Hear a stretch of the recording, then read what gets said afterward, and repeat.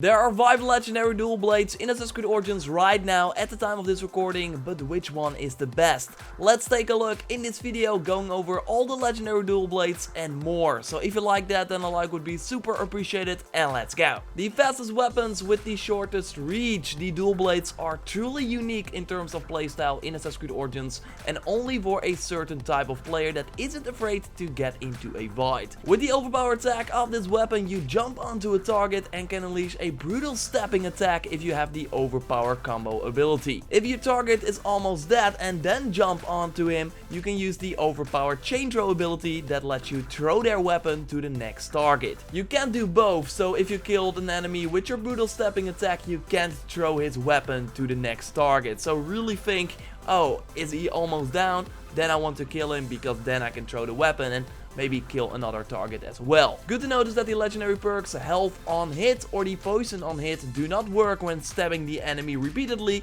during a overpower attack. I wanted to touch on the overpower attack first because the common perk of any dual blade is the adrenaline regeneration. So every dual blade has this perk, giving you adrenaline every second depending on the level of the perk. Level 1 gives you 1 adrenaline per second, level 2, 2, etc. up to level 4, giving you 4 adrenaline per second, and the full bar is 100 adrenaline, so meaning that 25 seconds is a full bar. And that's of course when you take the time when fighting multiple enemies, kind of retreating, thinking about your next move, because if you do some damage, your bar will of course fill way faster. Still though, the overpower attack is not the best attack of the dual blades. This is by far the charged heavy attack that you of course can unlock really soon in the warrior section of the ability line. Simply engaging with your dual blades without a charged up heavy attack means that you become an easy target because the enemies do not get knocked back by your attack, so they will just keep attacking you, hitting you in the process, or the enemies with shields will easily block your incoming damage. That's why engaging with charged up blades is crucial. And there's one blade that excels at that, making it an absolute standout. Although, like I said, there's one blade that comes close. The Storm Blades are the best dual blades in my opinion, simply because of the instant charging legendary perk, meaning that you have 0 seconds charge time, so you can instantly throw enemies on the ground and start attacking them. That in combination with the critical hit rate perk means that your attacks have a 30% chance to inflict critical damage, so you can throw these enemies on the ground, start attacking with the fast hits, and also have a chance of them becoming a critical hit. This is also really handy against the big shield wearing guys to have a chance, because your regular heavy attacks and the light attacks will have little impact. You can get the Storm Blades from killing the Ross Mercy Villaki boss on level 30. You can also later buy this blade in the endgame store that will open up after you finish the main story mission, or get it through Heka Chest. So the number 2 dual blades, it comes really close to the Storm Blades in my opinion, and I can totally see why you would pick them over the Storm Blades,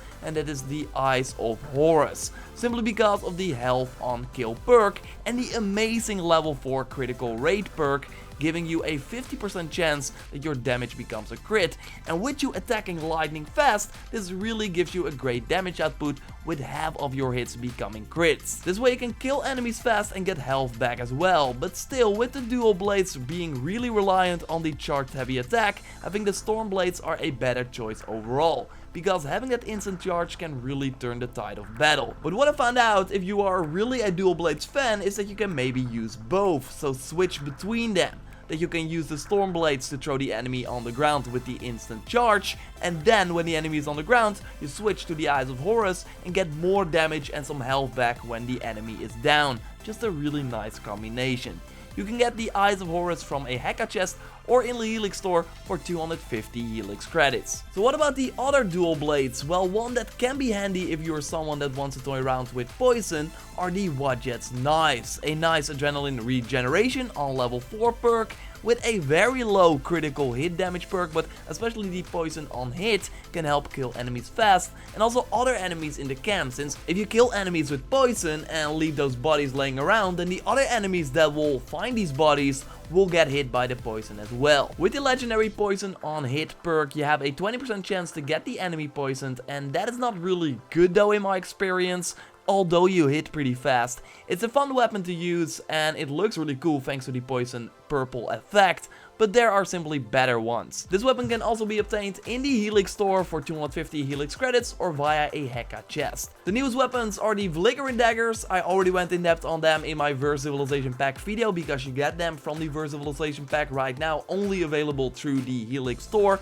but later on via Heka chest as well. But the problem with this weapon is, compared to the other ones, is that there's no damage enhancement perk on this weapon. Getting health per hit is really nice, but the Adrenaline on Herf is kinda double when you already have the Adrenaline regeneration perk. So while the Adrenaline on hit is super nice because you attack so fast, the fact that there's no damage enhancement perk in terms of crit rate or anything makes this a less useful blade in comparison to the others. The worst legendary dual blades are by far the Fatal Duet with a level 1 Adrenaline on kill, again in combination with the Adrenaline regeneration perk. It's not really handy, and yes, it's level 1. The health on kill perk is really nice, but if we compare it to the Eyes of Horus that also got the health on kill perk, it really falls short in every way. If you don't have the Eyes of Horus yet, and I can totally see why, because you need to get luck from the Heka chest in order to get these Eyes of Horus, then it's still nice to use them in combination with the Stormblades, throw the enemy on the ground, then switch to the Fatal Duet, kill them, get the health back, switch back to the Stormblades, etc. But